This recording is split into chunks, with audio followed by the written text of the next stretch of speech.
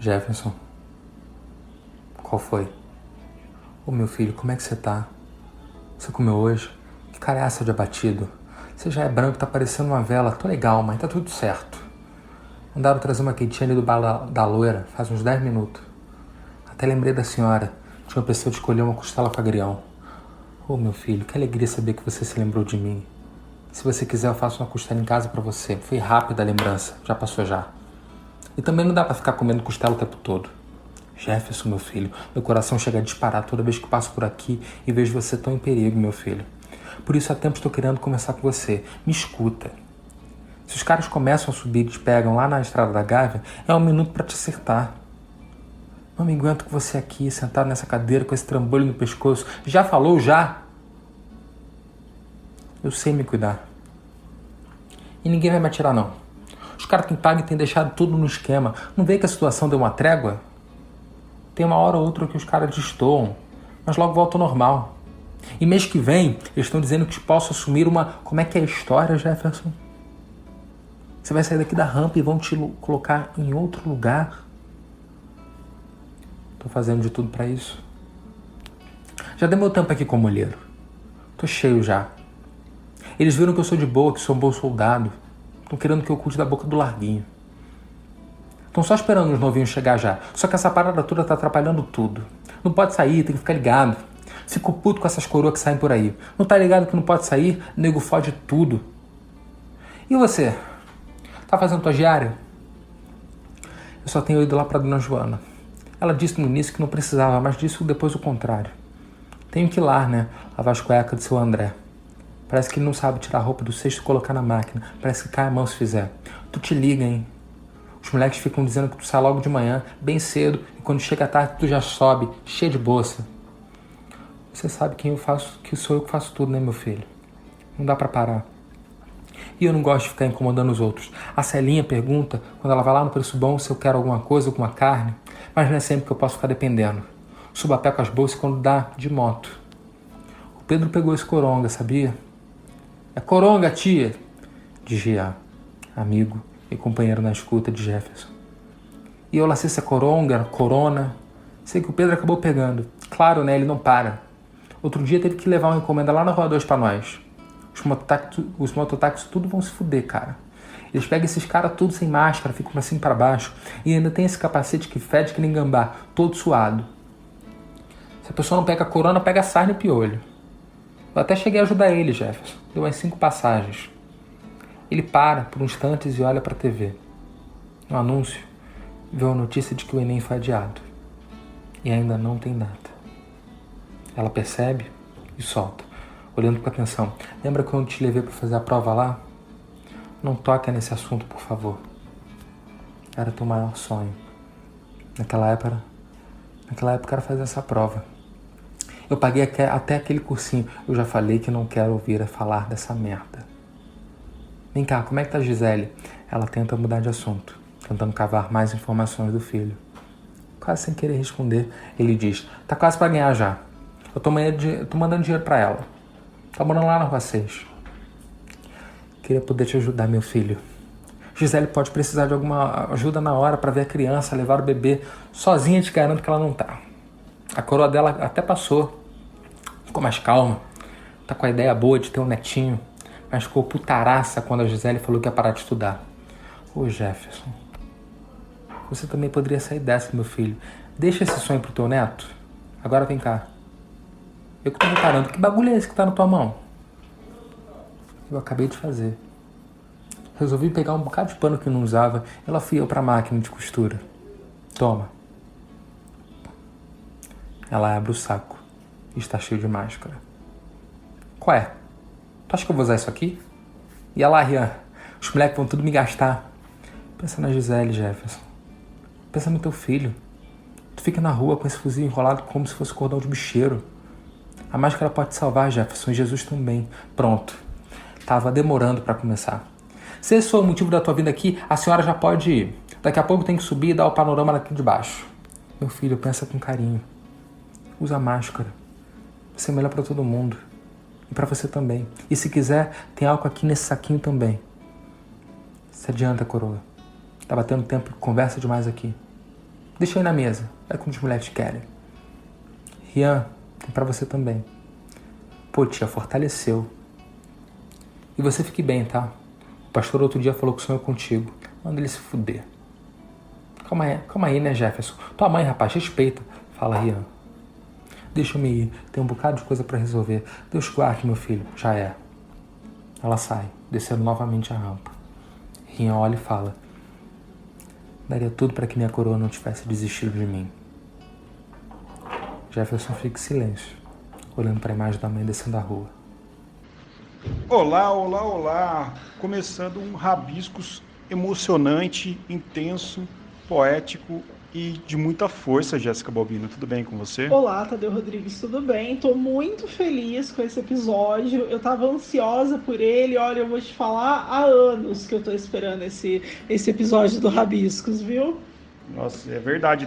Há muito tempo a gente fala de trazer o Edu para cá e até aquela vez que a gente fez um episódio com o Alan de Abreu, que o Edu mediou o Alan, né, aqui na feira literária, na Flipostos, a gente já falava de trazer o Edu para cá e hoje ele vem lançando um livro novo. Faça as honras da casa, Jéssica. O Edu Carvalho é aí o nosso jornalista, morador da Rocinha, trabalhou no programa Conversa com Bial e na CNN, venceu o prêmio Vladimir Herzog, lança Na Curva do S, histórias da pandemia na Rocinha, e tá aqui para contar um pouco pra gente desse livro, desse projeto novo. O Edu, que é super jovem, hoje ele deve ter o quê? 18 anos, que é um destaque jornalístico desde quando tinha 13 anos, que eu tenho a honra, absoluta honra de ser amiga, de conhecer há muito tempo e de celebrar mais essa conquista. Que seja muito bem-vindo, Edu. Tô muito feliz que você tá aqui. Olha, eu tô sem jeito agora. Eu tô sem jeito, porque, enfim, já começamos assim, já comecei me emocionando. Muito obrigado. Nossa, eu tô super feliz. É como diria Dona Ivane Lara, foram me chamar, eu estou aqui, o que que há? Então não, nossa, enfim, acho que tinha que acontecer nesse momento, né? Demorou, mas. Eu tô muito feliz que você tá aqui. Demorou, mas eu vim. Eu tô muito feliz. E eu Muito esqueci legal. de falar que, além de tudo, é um galã do Brasil, é um cara que arrasa nas fotos do Instagram, é um cara que eu só não chaveco porque tem aí 18 anos, né, recém-completados. Porém, é isso, é um galã. Gente, sigam o Edu Carvalho, conheçam o Edu Carvalho. A gente tá aqui pra falar com ele, mas conheçam. Além de tudo, eu tô aqui falando com esse galã, que é o Edu. Edu, vamos começar agora, né? Não que eu não estivesse falando sério, mas vamos falar então do livro, Na Curva do S. Conta pra gente, pra quem tá ouvindo aqui também o Rabiscos, o que é o Na Curva do S, o que a pessoa que vai ler o teu livro vai encontrar nele. Bem, eu tenho dito, pode parecer repetição, mas é total verdade. Eu tentei, minimamente em 12 textos, fazer com que a gente fizesse um retrato de um desses tambores do Brasil. Por que eu digo tambores? Porque você tem ali o Brasil, enfim, dimensões continentais, e você tem cidades, você tem estados onde tem tambores. O Rio de Janeiro é um tambor do Brasil. Talvez, ou acho que ou mais importante, você tem São Paulo, você tem a Bahia, você tem o Amazonas, você tem Curitiba, e depois você tem tambores meio que paroquianos, né? E eu sinto, não só porque sou morador daqui, mas acho que, sobretudo como jornalista, que a Rocinha é um tambor do Brasil, assim, ela está no imaginário coletivo de muitos dos brasileiros. Muita gente que não mora aqui já ouviu falar da Rocinha em algum momento, seja na TV, seja no rádio, tenha escutado no rádio, lido na internet, lido também no jornal impresso, ou nos livros, que alguns deles se passaram aqui e também falavam desses personagens. Então, na verdade, uma atitude muito pretensiosa da minha parte de tentar exprimir o que está acontecendo aqui. São histórias que poderiam também estar acontecendo em qualquer outra parte do país, mas que, por estarem aqui, ganham tem uma camada a mais de complexidade, enfim, você vê Pensa, é uma favela, um bairro do Rio de Janeiro que está estrategicamente dentro da Zona Sul, onde estariam os bairros, entre aspas, mais nobres da cidade do Rio de Janeiro, e são os bairros mais ricos, os bairros que ditam o que vão acontecer na vida de muitos dos brasileiros. E é uma favela com 100 mil pessoas, mais de 100 mil pessoas, na verdade, vivendo a pandemia. Então, de certa forma, você vai ter todas as nuances que a gente tem visto Brasil afora dentro desse espaço. Eu digo que a Rocinha é um universo muito particular e que congrega, né, mais de 100 mil histórias. Não é só um número. Então, era tratar dessas histórias todas no campo ficcional, que era também uma pretensão da minha parte, que era poder criar em cima, às vezes colocar certas falas na boca de certos personagens, enfim, dar vazão a todos esses sentimentos que acabam me atravessando, sendo um morador da Rocinha e, sobretudo, sendo jornalista. Muito legal. Edu, você abre o livro com uma pancada, assim, sabe? O conto Joelho é muito forte, né? No triste fato de uma criança pedir comida, você faz uma análise sociocultural, né, de alguém que está inserido numa comunidade, numa sociedade adoecida. Quando você alude, por exemplo, o medo que sentia ao portar uma bag de um tripé e poder ser confundido por policiais, né, sendo semelhante a uma arma, a um fuzil.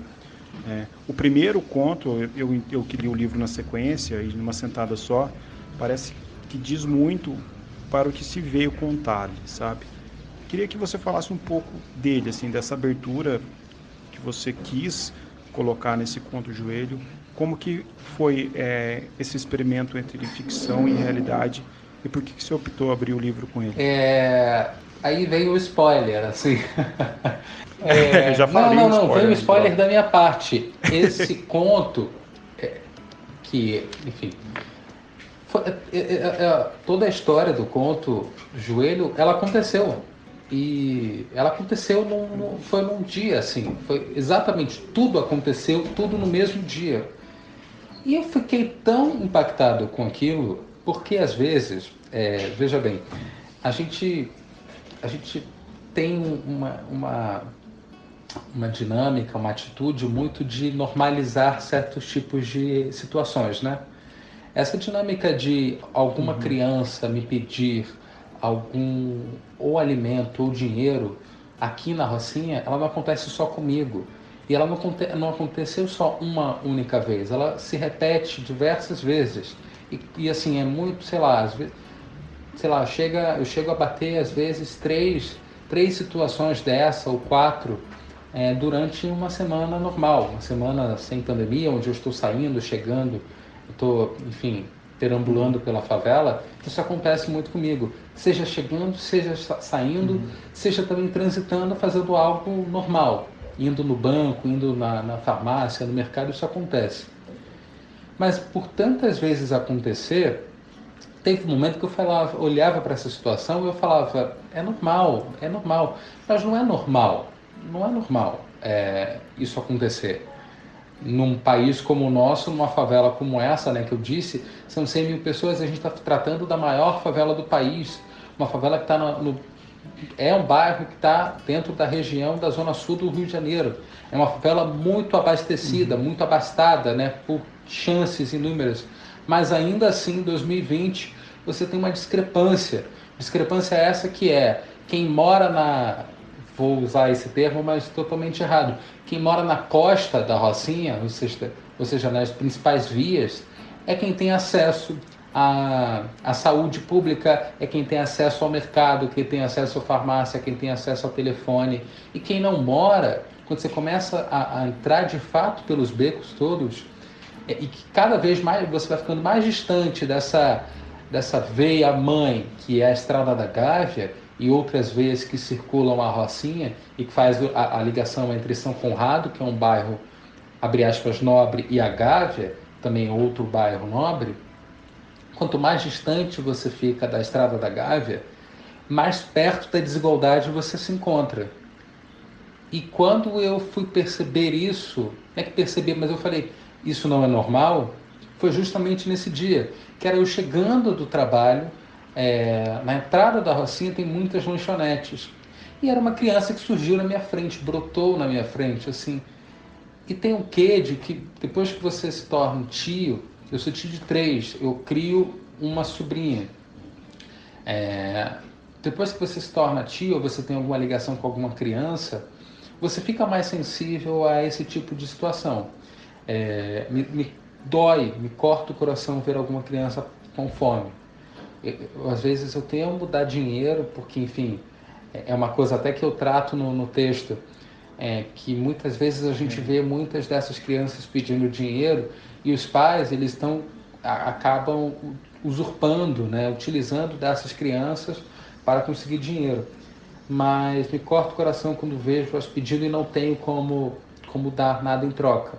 Nesse dia, felizmente, eu tinha como dar algo em troca. E me pegou tão forte aquela cena, aquela criança, e depois todo o resto da situação, que aí a gente não vai contar, que eu falei, Ok. tá aí, eu tenho um texto que eu agora preciso jogar para aquela tela branca, a tela da criação, e ver no que vai dar. E também uma atitude, ser esse o primeiro texto, porque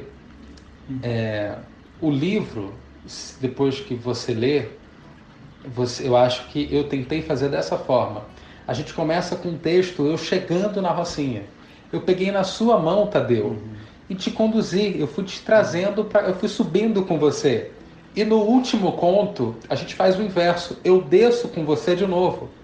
Tanto que ele vai terminar em um lugar que eu também não vou dizer, mas ele termina de uma forma diferente. Ou seja, era fazer essa caminhada, era introduzir o leitor nesse lugar que é desconhecido. Sem ser professoral, porque eu não queria explicar também tudo, eu não queria fazer do meu interlocutor taxá-lo de burro, porque não é. Mas eu queria de fato falar assim, já que você vai entrar comigo, você tem que ver tudo isso aqui com os filtros que eu enxergo.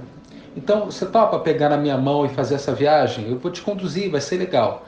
Então, acho que também era muito disso, era pensar que essa era a única forma que eu conseguiria colocar você e tantos outros leitores dentro desse universo que me é tão íntimo, né? Eu acho que é interessante porque o que você conseguiu de aproximar a gente da Rocinha, eu falo por mim, claro, mas acredito que você vai conseguir isso com muito sucesso, é que a gente passa a ver o outro lado, né? Que a sociedade tem uma mania de achar que o que está distante, o problema social, não é problema dela, é problema sempre do Estado, é problema sempre do outro, e parece que nunca é problema dela mesma, né? Eu trabalho com direitos humanos, né? Eu sou advogado criminalista, então, claro que de uma outra proporção, mas eu sempre vejo um distanciamento das pessoas nos direitos humanos, sempre querendo não falar e não estar envolvido.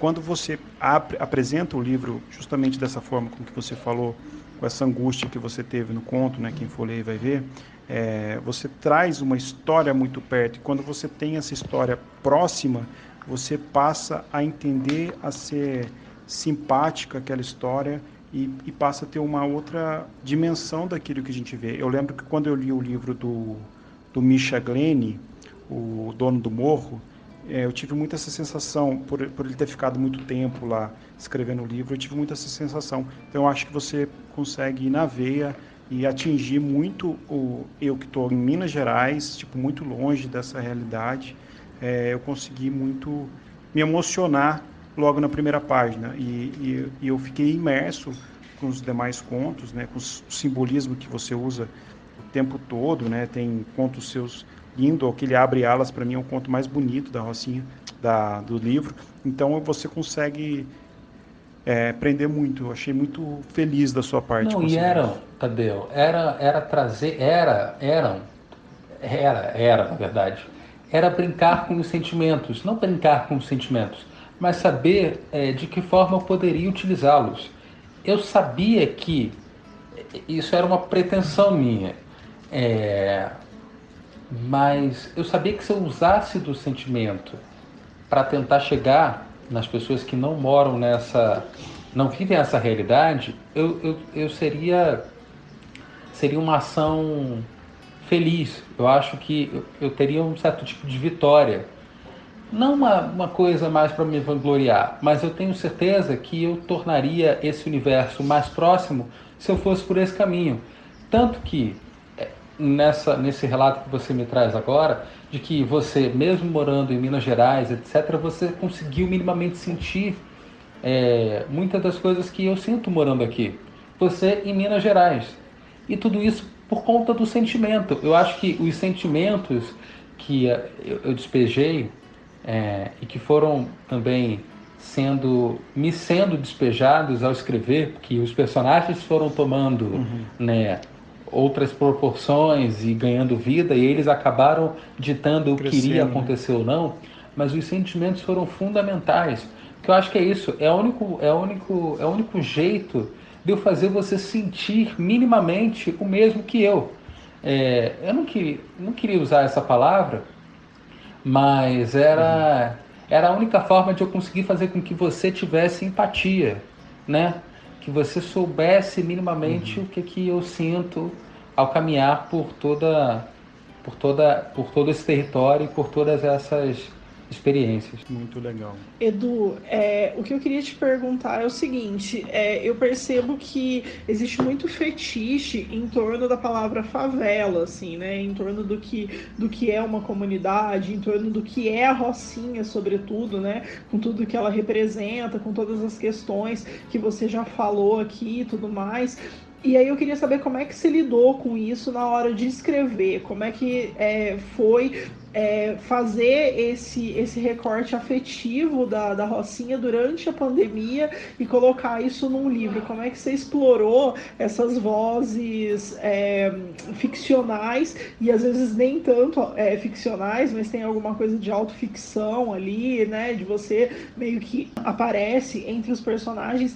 Então como é que você conseguiu se distanciar desse fetiche que existe e conseguir reportar? Jéssica, você me conhece há muito tempo e aí eu vou trazer uma coisa. Não é que acho que eu nunca tinha comentado isso com você, mas eu fiquei 3 anos sendo namorado por 2 editoras. Uma delas era Todavia. E eu dizia não, era muito reticente a escrever por conta disso, dessa fetiche, pronto. Esse fetiche ligado... Fetichização. Fetiche... E não vai dar certo. Esse fetiche ligado ao território. Eu tinha muito medo, porque já é uma coisa que desperta fetiche naturalmente. Desperta fetiche porque nas grandes obras cinematográficas que retratam as favelas, tanto novelas quanto cinema, os filmes, a gente sempre falou das favelas como na dinâmica do tráfico, por exemplo, que é a que desperta a maior curiosidade. É como o morador comum, eu não vou dizer o morador normal não, porque não existe isso, mas o morador comum, como ele se relaciona com outro morador comum, mas que é traficante. Então, essa erotização da própria função de traficante, essa sexualização da arma, das armas, que a gente vê muito nos últimos tempos, sobretudo por conta da maneira autoritária como o nosso presidente se porta em relação ao armamento, enfim, a gente tem uma guinada muito grande a esse tipo de sentimento, que é querer saber como é esse lugar que vive com um grupo que gerencia o tráfico, que porta armas, e também uma coisa meio... Tem um campo muito do desconhecido, que é basicamente o grupo que vem fazer viagens, passeios turísticos aqui na Rocinha, né? Que parece que é um safari, parece que a gente está numa savana e as pessoas ficam assim maravilhadas com um poste cheio de fios e muitos deles são gatos.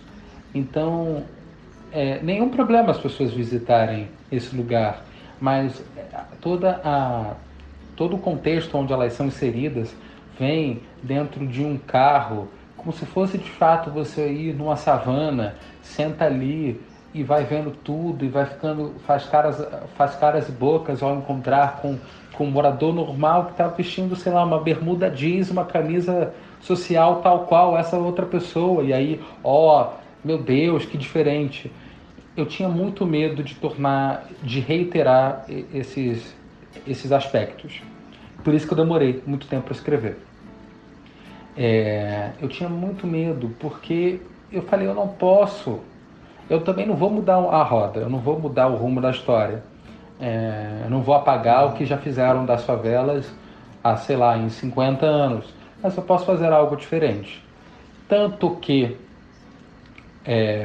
o último texto do livro é o único que fala desse aspecto, mas que vai trazer ali a questão da vivência mais ardida nesse lugar, mais tensa, e onde a gente vai ter, um spoiler, onde a gente vai ter um momento de medo, de tensão. Só, eu falei, eu não lembro agora, mas acredito que tenha sido.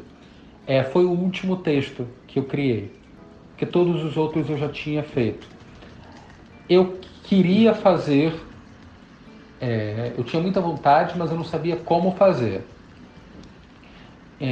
para não ser desrespeitoso e não provocar todos esses sentimentos. Aí foi o último, assim, uma amiga chegou para mim e falou, Edu, como é que tá o baile na Rocinha? Aí eu falei, puxa vida, eu acho que agora, acho que depois de muito tempo, acho que foi um processo muito longo. Eu tive que passar por toda a criação de todos os outros 11 textos para poder me certificar de que eu poderia tentar fazer algo diferente. Acho que eu fico bem feliz é claro, é um comentário muito meu, muito pessoal, de pai dessa criatura que acabou de ser lançada. Mas eu acredito que eu tentei fazer diferente e eu acho que deu certo. Eu tenho eu tenho esse pensamento, essa opinião. Claramente eu posso estar errado, mas eu acredito que eu não quis usar esse lugar como lugar do fetiche, nem colocar nas caixinhas. Tanto que eu tenho reiterado sempre. São histórias que acontecem aqui e tem outras camadas. Ok, elas poderiam estar acontecendo em qualquer outro lugar. O seu Aloísio poderia estar vivendo na Faria Lima, poderia estar vivendo em Poços de Caldas. Ele poderia ser um velho ranzinza com a vida e também acometido por uma doença em qualquer lugar do Brasil. Essa mãe do último texto, a mãe do Mateus no último texto, ela poderia ser a mãe de qualquer outra pessoa, né? Quem não teve uma mãe que sempre que dizia alguma coisa, essa coisa acontecia, né? E você não dava bola. Então era tratar eu fui tratando de questões que poderiam estar em qualquer outro lugar e que não devem ter esse campo da caixinha ou do fetiche. Eu tenho uma pergunta também, Edu, que eu tava aqui pensando. Eu te respondi? Respondeu super. Respondeu demais. Quando Respondeu eu tava lendo o lindamente, livro, inclusive. um conto que me chamou muita atenção, que eu acho que talvez seja o mais autoficcional de todos, é o Covídico. E me chamou a atenção... Você sabe... Olha, eu vou contar aqui um momento muito... Não sei nem se isso vai entrar. Mas para cada um... As pessoas acham que... Está sendo muito engraçado. Vocês são a quinta pessoa que falam... Sexta, na verdade. Que falam comigo sobre a leitura do livro. E para cada um... Cada pessoa vai me falando assim, eu acho que esse é o texto mais ficcional. E eu vou lendo e eu não é ficcional. Não é ficcional, não, esse não. Mas eu fico calado ouvindo, mas olha, vou te dizer, esse não é o mais ficcional. Não, mas é o que... Mas assim, é o que soa pra mim. Mas assim, pra além disso... Que bom que ficou pra você. Pra além disso... Bom escritor é isso, né? Assim, Bom escritor. Disso, eu queria falar sobre o que ele me provocou, na verdade, assim, que ele me provoca essa urgência do jovem de periferia, essa urgência do jovem de favela que tá sempre tentando 1, 2, 10 passos à frente para conseguir se manter vivo, né? E daí ele vai falando que ele já sobreviveu a tanta coisa e ele não... Eu tô aqui dando um spoiler gigante, mas... o livro é sobre pandemia, né? São ensaios de pandemia, é uma coleção da Todavia, convidou vários autores para esses livros, os ensaios sobre a pandemia, então, obviamente, as pessoas vão encontrar textos sobre a pandemia. E aí ele fala que seria horrível, né? Seria monstruoso morrer de Covid para quem já sobreviveu a tanta coisa, né? E ele vai falando das coisas que ele precisava ainda fazer e terminar, como terminar a faculdade. E ele se questiona se ele tinha pago o plano funerário, se ele não ia dar uma casa para a mãe e tudo mais.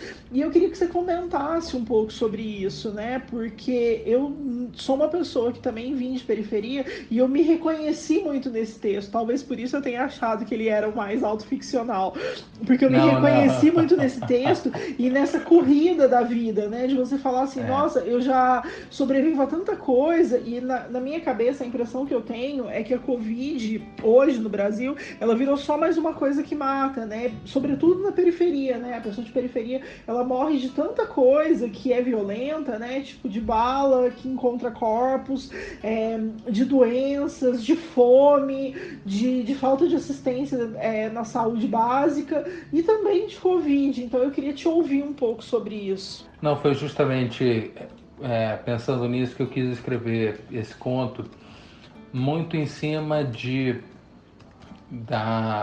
foi, na verdade, parte dele é ficção e a outra é real. É real na parte onde o que iria tratar dessa urgência que me acomete, que lhe acomete a tantas outras pessoas que partem dos mesmos lugares que nós. É muito o lugar da urgência, né? Eu conversava com o Raul Santiago, que é um ativista social, morador do Alemão. Nós sempre temos que... Vou trazer um exemplo. Na verdade, a gente estava conversando sobre o seguinte. Quando veio a pandemia, todas as favelas periferias do Brasil tiveram que minimamente traçar estratégias de sobrevivência para mais esse momento, como você disse, né? Agora não era só a bala, agora era a bala que estava sendo disparada por uma arma e um vírus. É só mais uma coisa. E você vê que já é tão triste, é tão estarrecedor isso, que não satisfeito em somente ter um vírus, ele mata mais pessoas que moram nesses lugares de onde nós partimos. As pessoas mais vulneráveis a essa pandemia são as pessoas pretos, a terminação usada pelo IBGE, e que moram na periferia, né? Então, mais uma vez, mais uma violência, infelizmente. E aí eu conversava com o Raul a respeito sobre as estratégias de sobrevivência que foram traçadas no Alemão, aqui na Rocinha, mas em tantas as outras favelas, periferias e também sertões, né, os rincões do país, o que a gente estava fazendo e pensando. E eram coisas, sempre assim, né? Agora só tinha mudado de figura, porque no cenário das operações você tinha a dinâmica do ir fazer protesto e lutar para que a justiça fosse feita, que a pessoa não fosse presa indevidamente, que o jovem tivesse direito a um advogado, que ele não ficasse preso por tantos e tantos tempos, ou que ele não, enfim, depois de morto, que tivesse direito a um enterro, que a gente pudesse reunir os nossos amigos para fazer uma vaquinha e pagar o enterro desse jovem ou dessa jovem. E é sempre assim, né? É sempre muito rápido. As estratégias tem que sempre assim, de uma hora para outra você tem que salvar o mundo. E eu dizia para Raul, Raul, tem certeza que é só na urgência? Isso já não está entranhado na gente, nos nossos? Tem certeza que isso já não virou uma coisa que a gente está sempre tendo que pensar? Porque é isso, nós sempre temos que pensar à frente as nossas próprias estratégias de sobrevivência e a do nosso coletivo. É sempre assim, eu não posso morrer hoje porque eu tenho que pagar conta, porque ainda não tenho nenhuma casa comprada, porque eu não paguei o colégio da minha sobrinha, porque eu não paguei o plano funerário. Eu tenho que sobreviver para sustentar essas pessoas. Eu tenho que sobreviver porque eu preciso fazer que mais um jovem na Rocinha se torne jornalista, para que ele possa minimamente alçar novos voos. Eu não posso... eu tenho que deixar pelo menos uma verba guardada para pagar o enterro de algum amigo. É sempre assim. Então eu falei, Você estava falando e me remeteu a uma frase de uma música do Emicida, que inclusive é citado, né, num dos contos, aqui já dando outro spoiler, porque eu quero vender livro, então eu estou aqui dando esses spoilers para quem estiver ouvindo a gente já acessar aí a Amazon, comprar o livro, ou pedir no site da Todavia, que é a nossa editora querida, que sempre atende aqui também os nossos pedidos. Mas a frase, ele fala, a música é Só Mais Uma Noite, acho que tá no EP Emicídio, e ele fala, é só mais uma noite, vagabundo, tenho que pagar umas contas, tentar salvar o mundo, e se der tempo eu quero ser feliz, independente do preço, independente de como eu mereço. E aí, emendando já, minha pergunta para você independente do preço, independente de tudo, se der tempo, como é que você quer ser feliz a partir de agora, Edu? Você que deixou aí a CNN, tá lançando livro, tá com uma série de entrevistas no seu canal no Instagram, entrevistando várias personalidades brasileiras, mas para além disso, para além da carreira profissional, se der tempo de ser feliz, o que você merece? nossa, que pergunta. Eu quero poder viver mais 23 minutos. Quero poder Uau. viver mais 23 minutos, porque... Doeu. Não mas eu acho que tem sido essa... Eu tenho pensado cada vez mais nisso. Eu quero ter 23 minutos para poder fazer uma entrevista, eu quero ter mais 23 minutos para poder ser tio pai da Luísa, para poder ser filho da dona Lúcia. Eu quero ter mais 23 minutos para pensar se eu quero ou não publicar um outro livro. Eu quero ter a possibilidade de ter 23 minutos hoje, que custam muito a mim. E é muito louco porque, só para encerrar essa resposta, eu quero ter 23 minutos porque são os 23 minutos, a cada 23 minutos um jovem morre, um jovem preto periférico morre no Brasil. E eu, todos os dias, de certa forma, eu penso assim, por que ainda não foi eu? São jovens que têm de 16 a 25, 16 a 24 anos, eu tenho 22. Ou seja, tem mais 2 anos para eu tentar burlar essa faixa etária de morte, essa rota da vida.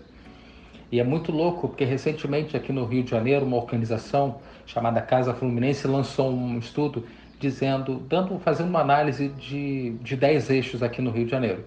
E um dos eixos era a saúde. Trazia que uma das maiores médias, as diferenças de expectativa de vida no Rio de Janeiro, na capital.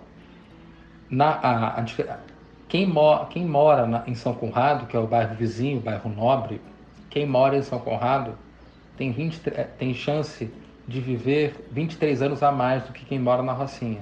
Ou seja, ano que vem, segundo os dados, ano que vem seria o ano de corte para a minha vida.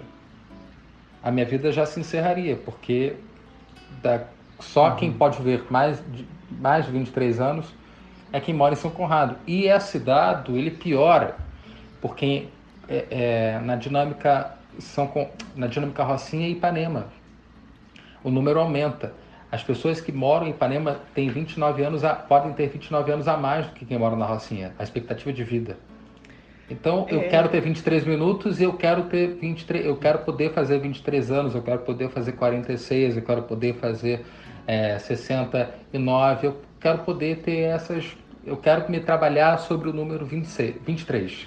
Edu, eu chorei pela primeira vez no Rabiscos em 2 anos, ouvindo a tua resposta. Eu sou o tipo de jornalista que chora em entrevista mesmo, que me perdoem todos os manuais, todos Tudo que falaram que a gente não podia fazer, mas eu faço. Aqui pode, porque Mas aqui o aqui programa pode, é né? nosso e aqui pode. Mas eu fiquei muito emocionada e eu espero de verdade que você viva muitos mais 23 anos, né? Eu tava lendo aqui, eu brinquei, né, que você tinha 18, porque eu te conheci, você era muito jovem ainda.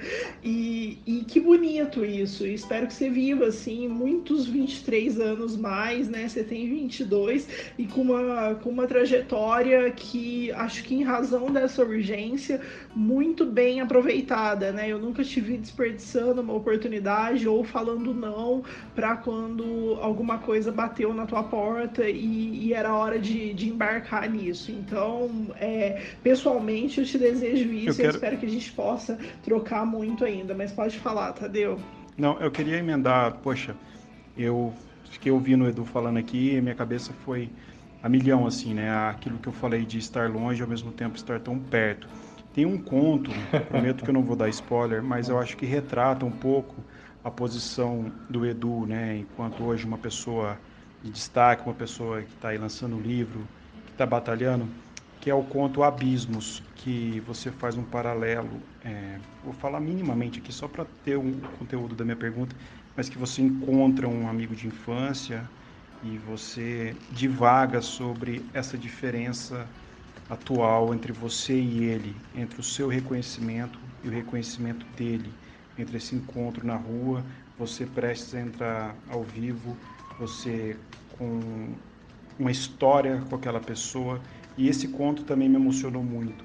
Eu lembro que uma vez eu fui fazer um júri e o réu, que, que enfim tinha cometido o crime, ele tinha a minha idade, justamente a minha idade, né? Eu branco, graduado, sendo advogado, trabalhando, tirando meu sustento, e ele um viciado de crack, é, respondendo um júri popular, exatamente com a minha idade. Então, quando eu li o conto Abismos, veio tanto na minha cabeça esse momento de vida que foi bem no começo da minha carreira, por volta de 2008, 2009, tanto que mexeu comigo. Então, esse conto, Edu, eu acho que, se você puder falar um pouco dele, porque eu acho que você conseguiu concretizar muito a sua posição hoje enquanto comunicador, né?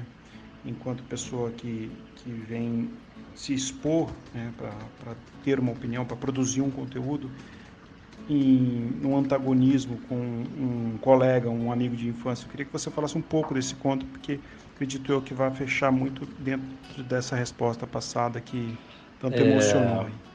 O Abismos é um dos contos que mais me toca, assim, porque é horrível usar essa palavra, é horrível falar isso. Eu ainda estou tentando, eu quero mais tempo de vida para poder até mesmo entender qual é o lugar que eu estou hoje. A gente precisa muito fazer no Brasil, Tadeu e Jéssica, uma diferença para nós, e aí eu coloco nós, eu e Jéssica, que viemos de periferia, e você também, por ter uma outra trajetória, a gente precisa ter muito explicado na nossa cabeça o que é privilégio e o que é ter direito. Eu hoje me sinto com privilégio, mas na verdade eu tenho direitos e eu estou tendo acesso a esses direitos através de toda uma trajetória, através de empenho, etc. Mas todos temos direitos. Está na Constituição. Direito à vida, direito à educação, direito a saneamento, direito à saúde pública, direito enfim, a tudo. Está na Constituição. É direito humano. Simples. Mas a gente tem um país tão desigual, realidades tão diferentes. A gente tem pessoas em lugares, né, que não se mexem para fazer com que essas realidades elas estejam minimamente, essas desigualdades sejam menos acirradas, que o caminho para o poço, cair no poço vai ser muito mais rápido. Na verdade, nós já estamos, né? E o Abismos fala muito disso. Por que eu, felizmente ou infelizmente, consegui ter e o Cristiano não conseguiu ter? E o que que eu hoje, nesse lugar que estou, não sei ainda se é privilégio ou não, mas o que que eu posso fazer para mudar essa realidade?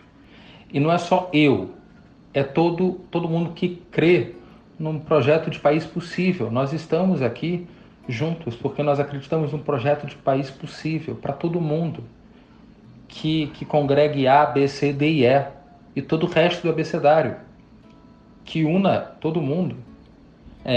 Não unir utopicamente, mas que realmente faça sentido, que as pessoas tenham acesso, que a gente não tenha mais que falar de situações, coisas, assuntos, temas que para mim, enquanto jovem em 2020, eu achei, estudando, eu achei que estavam no século, há 2 séculos passado. E não, eles estão hoje tão fortes quanto. A gente está falando da pessoa ter acesso à comida, que é uma coisa que o cristiano, talvez naquele dia, no momento do texto, não tinha, né? Era ter acesso a viver, a poder ser um jovem que não vai sofrer todas as coisas que ele possivelmente sofreu ou está sofrendo nesse minuto agora. E que eu não chego nem a 1/3 do que ele passou, ou do que jovens como ele, na situação que ele se encontra agora, passaram. Eu acho que é falar dessa questão. Às vezes a gente olha para essas pessoas sobretudo em situação de rua, porque é um ponto que fala sobre isso, a gente desumaniza muito. A gente, volta a repetir, vem um senso de normalidade. Numa anormalidade, nós vamos sendo tragados. A repetição dessas situações são tão constantes diariamente que nós vamos sendo tragados e achando que isso tudo é normal, de que é normal um jovem negro morrer a cada 23 minutos, que é normal ter alguma criança pedindo comida para você enquanto você está indo ou voltando, você está indo ou vindo do trabalho, que é normal você ter uma pessoa debaixo da ponte, que é normal você ter uma pessoa sem saneamento básico, que é normal, no meio de uma pandemia, nós temos pessoas que têm direito a comprar álcool gel, tem sabão para lavar a mão e tem água, e as outras não têm. A gente acaba relativizando tudo e é normal. Não, mas não é normal. E o que você pode fazer? Você crê num projeto de país possível? Então vamos embora começar a se mexer. E não é um futuro, Tadeu e Jéssica, do amanhã. Que, como o Betinho dizia, né, o grande Betinho, quem tem fome hoje, tem fome agora. Não é amanhã, é daqui a 2 minutos, sabe assim?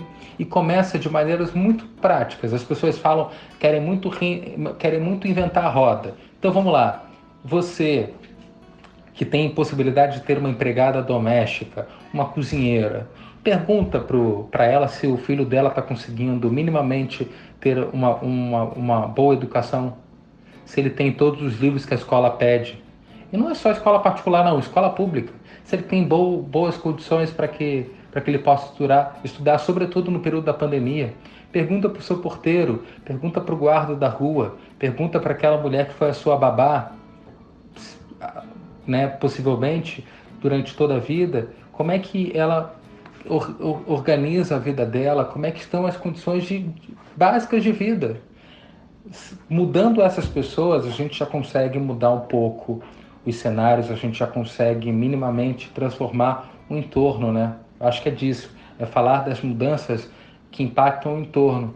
Logicamente, você não vai mudar o mundo de uma hora para outra, mas se você começar a olhar para os lados e ver que tem gente precisando de você agora, aí eu acho que a gente começa a de fato mudar o país.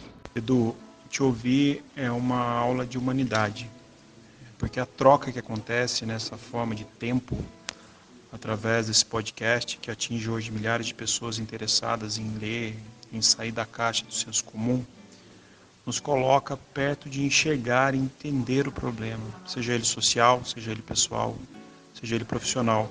Porque o Brasil é grande em número, mas é grande também em sonhos. E isso ninguém tira daquele que quer fazer diferença. Isso ninguém tira de você. Obrigado por estar aqui, obrigado por falar. E eu me sinto muito honrado e privilegiado de poder te ouvir. Poxa, você falou coisas incríveis que vão fazer a gente pensar muito assim refletir muito sobre tantas realidades acontecendo, tantas mudanças acontecendo, né? A gente que está mais longe, mas graças à tecnologia, hoje a gente está perto também, a gente está podendo ter essa troca, ter essa soma. E o Rabiscos, poxa, tem muito a agradecer, porque de fato faltava você aqui para falar tudo isso para a gente. Eu estou muito feliz, de verdade. A gente tem um quadro aqui, Edu, que chama Na Sua Estante, onde a gente pede uma indicação, algum livro que esteja lendo, algum livro que tenha te marcado. Gostaríamos de ouvir de você. Qual foi? Puxa vida, então já que pode indicar um livro, já que pode deixar aqui uma indicação, eu vou deixar o Na Curva do S, que, enfim, depois que você escreve livro, você fica que nem uma ameba, mostrando para todo mundo que você escreveu um livro. E, puxa vida, eu quero ter você como leitor, leitora, leitores com X.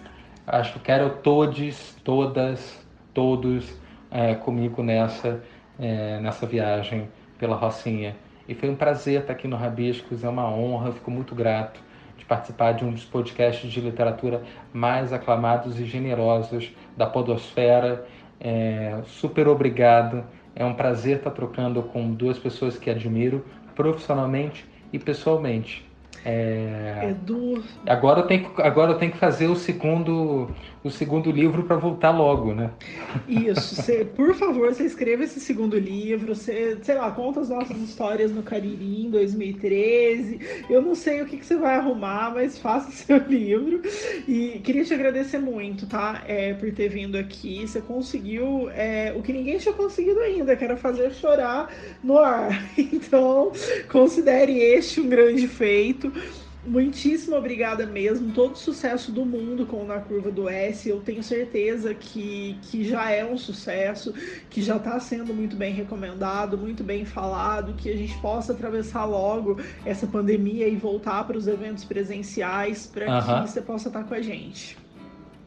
Muito obrigado, Jéssica, obrigado, Tadeu. E o seu, Jéssica Bobino, qual é o seu na estante hoje?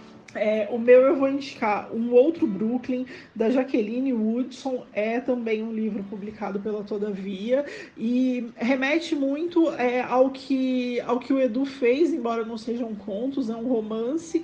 Ela conta a vida, a amizade entre 4 garotas no Brooklyn, num universo passado, assim, e ela fala como é ser uma mulher negra e jovem e como é crescer nesse ambiente, que ao mesmo tempo é muito musical, é muito colorido, é muito bonito, mas também é muito hostil, enfim, deixa várias marcas. E aí é uma trajetória de amadurecimento, né, dessa protagonista e dessas garotas que acompanham ela, de abandono, enfim. É realmente muito, muito gostoso de ler e é aí uma versão norte-americana do que a gente encontra nessas histórias que o Edu traz no Na Curva do S. E você? Muito legal. Eu vou indicar o livro que eu citei aqui no programa, que é O Dono do Morro, do Misha Glenn, que eu acho que eu já falei dele aqui em algum momento no Rabiscos, mas eu acho que vale a pena falar de novo, porque de fato é um livro que é importante, é um livro que foi feito com muita imersão pelo Misha, é um livro que faz a gente pensar também, faz a gente tentar entender um pouco o mecanismo de uma comunidade, de uma favela, e eu acho que ele cabe muito bem aqui. Então é isso, Jéssica. Finalizamos nosso programa de hoje. Finalizamos o programa emocionantíssimo. E é Edu, isso. muito obrigado mais uma vez. É isso. Legal demais. Um beijo pra você, um beijo pro Edu, um beijo pra quem tá ouvindo a gente. Até semana que vem. Até a semana que vem. Beijo. Tchau, tchau. Beijo.